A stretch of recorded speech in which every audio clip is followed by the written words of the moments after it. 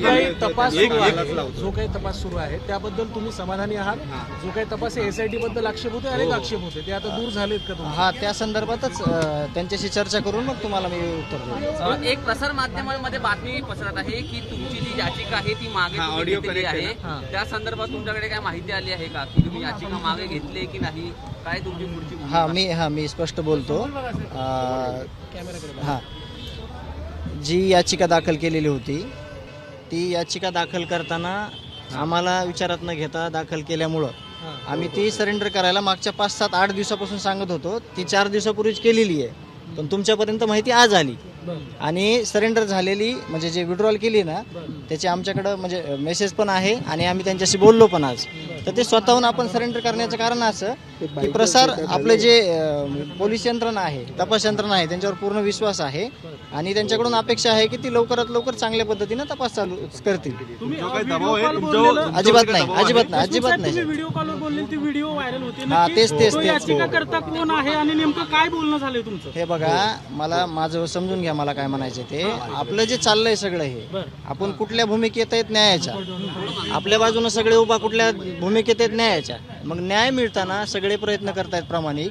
सगळ्यांचं एकच म्हणणं आहे की ह्याच्यात कोणी असलं तर याला शिक्षा झाली पाहिजे आणि मी पण त्या मताचा आहे पहिल्या दिवसापासून आत्तापर्यंत. आणि आता ज्यावेळेस आम्ही मुख्यमंत्री साहेबांना भेटतो सगळ्या गोष्टीवर सविस्तर चर्चा करून जे सगळे आढावे आहेत, सगळ्या SIT असेल, CID असेल, पोलीस यंत्रणा असेल, त्या सगळे आढावे घेतल्यानंतर मग मी तुम्हाला आमची काय चर्चा होती किंवा आमच्यात काय बोलणं होतं ते तुम्हाला सविस्तर. ज्या प्रकारे आपण पाहतोय की धनंजय मुंडेंचा प्रभाव पडू शकतो, तर धनंजय मुंडेंनी राजीनामा द्यावा असं विरोधक म्हणतायत, सत्ताधारी म्हणतायत. तुमची मागणी आहे तशी? माझी मागणी एक आहे की मला न्याय पाहिजे माझ्या भावाला. मग तो कसा मिळणार आहे मला, म्हणजे हे मी मांडू नाही शकणार. मला न्याय पाहिजे. न्याय मिळताना मला ज्या काही अडचणी असतील मग तो सिस्टीमचा भाग आहे, तो सगळ्या प्रशासनाचा भाग आहे. मला कुठल्या बाजूने ते न्याय देतात त्यावर मी आहे. पण नेत्यांचं म्हणणं असं आहे की जर धनंजय मुंडे मंत्री असतील, ज्यांचा माणूस वाल्मिक कराड आहे, तर न्याय मिळू शकत नाही, त्यामुळे त्यांना पदावरून दूर केलं पाहिजे. मग मी मुख्यमंत्री साहेबांना बोलेन की मी विनंती करेन त्यांना की सगळी ही चौकशी जी आहे ही निपक्षपातीपणे करण्यासाठी तुम्ही विशेष प्रयत्न करावेत. आणि मी वेळोवेळी त्यांच्यावर विश्वास दाखवलेला आहे की ते चांगल्या पद्धतीनं तपास यंत्रणा राबवायला सांगतील. उज्ज्वल निकम यांची नेमणूक करावी अशी मागणी सातत्यानं होते. तुमची देखील तीच मागणी आहे? ती चर्चा केल्यानंतर आपण म्हणजे आता सुरेशांना आहेत, आमदार सुरेशांना धस, त्यांच्याशी आमची चर्चा होईल, आमची कौटुंबिक चर्चा होईल आणि त्यानंतर मग आपण त्याला. अजिबात नाही. कशाचा दबाव येईल? आपण मागतोय काय? डे 1 पासून आपलं काय मागणी आहे? न्यायापेक्षा दुसरं आपण काय मागितलेलं तुम्ही जरी प्रसारमाध्यमांना बघितलंय का? आणि न्याय का मागायचा आहे तर ही घटना परत आपल्या महाराष्ट्रामध्ये घडली नाही पाहिजे. जे गुन्हेगार आहेत, जे हे संघटित गुन्हेगारींचं जाळं आहे, हे जे कुणी कट कारस्थान करणारे आहेत, त्यांचा समूळ नायनाट झाला पाहिजे. ह्याच्यासाठी आम्ही मागणी मागतो. याचिकेचा विषय आहे तुमचा जो व्हिडिओ जो व्हायरल होतोय, त्या वकिलाशी तुमची यापूर्वी ओळख आहे का किंवा त्या संबंधित काही बोलणं झालं होतं का? विषय आपलं जे प्रकरण झालं, जी माझ्या भावाची हत्या झाली, जे हत्या घडून आणली, त्याच्यानंतर लाखो लोक तिथं माझं सांत्वन करायला, माझ्या म्हणजे मला कुठंतरी दुःखात सहभागी व्हायला येत राहत होते. आणि ते एक वकील आहेत, वकिलांनी माझ्यासोबत चर्चा केली की आपण एक याचिका दाखल करू जेणेकरून कुठला दबाव आपल्यावर येणार नाही.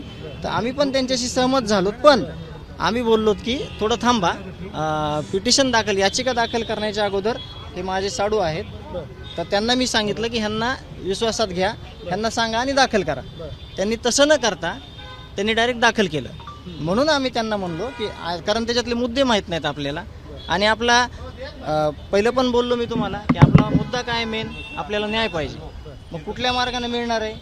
बाकीचे कुठाने आपण उकरून मिळणार आहे का आपल्याला न्यायाच्या भूमिकेत जाताना जे पाहिजे न्यायासाठी ते मागणार. मग आपण त्याच्यावर अभ्यास नव्हता केलेला, म्हणून त्यांना न विचारता त्यांनी याचिका दाखल केल्यामुळे आम्ही सरेंडर करायला सांगितली, मी स्वतः.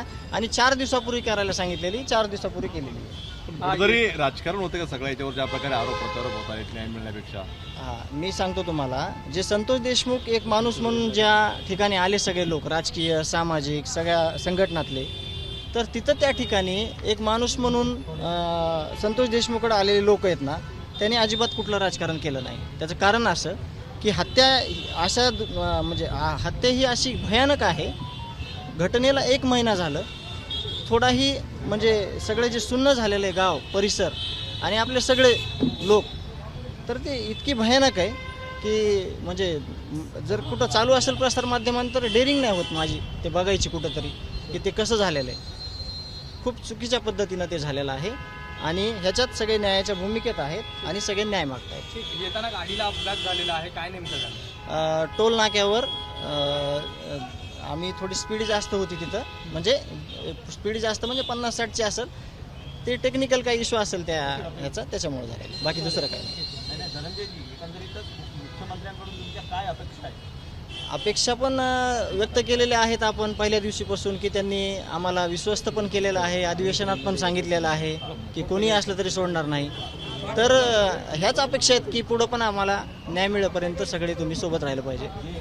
बीडमधले आका आहेत ते अस्तित्वात आहेत, आता जे एकंदरीत परिस्थिती बघता मुख्यमंत्री न्याय देतील असं वाटतं तुम्हाला?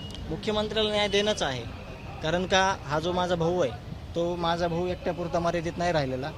त्याचं जे कर्तृत्व होतं, त्याचं जे सगळं कार्यशैली होती आणि त्याचा जो परिचय होता, त्या परिचयानं तुम्ही सगळ्यांनी बघितलेलं आहे की त्या गावासाठी कसं वाहून घेतलेलं होतं त्यांनी, आणि त्यामुळं त्यांना त्यात राहायचंच आहे. धनंजय मुंडेंच्या राजीनाम्याची मागणी करताय?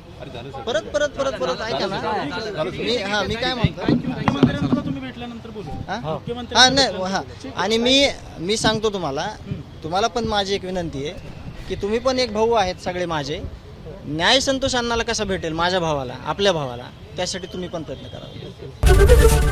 एबीपी माझा, उघडा डोळे बघा नीट.